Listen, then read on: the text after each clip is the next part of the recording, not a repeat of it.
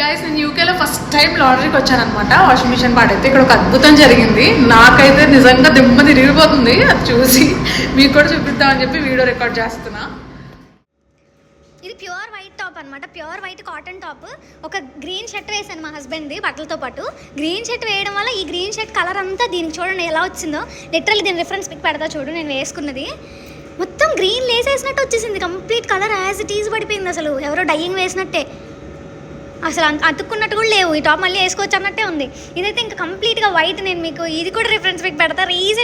రీసెంట్గా వేసుకున్నాను అనమాట.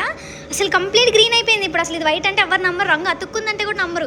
అంత స్ట్రాంగ్గా కంప్లీట్గా ఎక్కడ చిన్నది కూడా పోకుండా మొత్తం కలర్ యాజ్ ఇట్ ఈజ్ అయిపోయింది.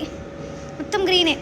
ఇది కూడా ప్యూర్ వైట్ టీషర్ట్. ఇది కూడా అసలు నమ్మలేకపోతున్నాను నేనైతే.